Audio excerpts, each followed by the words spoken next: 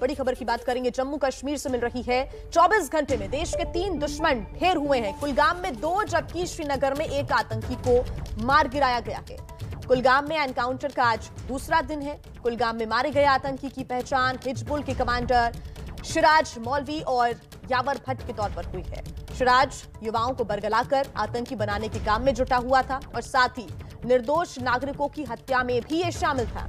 तो वहीं श्रीनगर में मारे गए आतंकी की पहचान पुलवामा के आमिर रियाज के तौर पर हुई है। मारा गया आमिर रियाज आतंकी संगठन गजवातुल हिंद से जुड़ा था।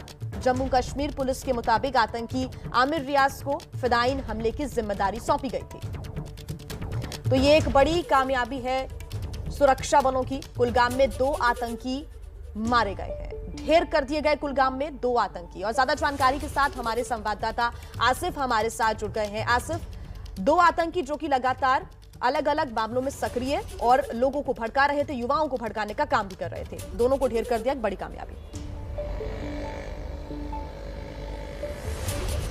बिल्कुल, जम्मू कश्मीर पुलिस की तरफ से जो अब जानकारी हमारे साथ साझा की गई है उसके अनुसार जो कुलगाम में मारा गया मिलिटेंट शिराज मौलवी था वो पिछले 5 सालों से इलाके में सक्रिय था और कई नए मिलिटेंट बनाने के पीछे इसी का हाथ माना जा रहा है। और पिछले 5 सालों में वो कई मिलिटेंट बना चुका है और कई वारदातों को अंजाम दे सका है और उसका मारा जाना हिजबुल मुजाहिदीन के लिए एक बड़ा दचका माना जा रहा है। जो सुरक्षा बलों का कहना है कि पिछले कुछ समय से जो लगातार ऑपरेशंस दक्षिण कश्मीर में चलाए जा रहे हैं उसका निशाना अब टॉप लीडरशिप को करने के जो एक बार फिर से कोशिश की जा रही है, क्योंकि हाल फिलहाल के दिनों में जिस तरीके की घटनाएं श्रीनगर या अन्य इलाकों में हुई हैं जहां पे टारगेट किलिंग करके जो एक खौफ दहशत फैलाने की कोशिश हो रही है वो ताकि उसको रोका जा सके, क्योंकि यही वो कमांडर हैं जो नए लड़कों को रिक्रूट करते हैं, उनके हाथों में पिस्टल देकर उनको टारगेट देकर आगे भेज देते हैं और वो इस तरीके की घटनाएं अंजाम देते हैं और इसके बाद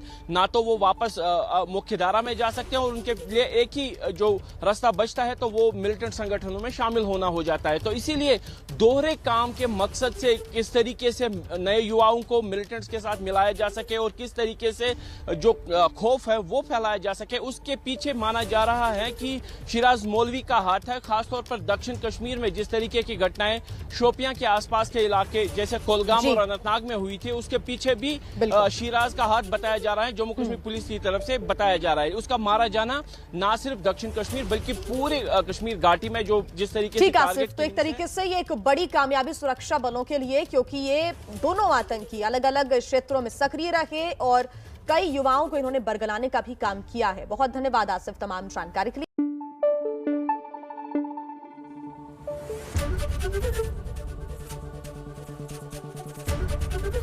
एबीपी न्यूज आपको रखे आगे।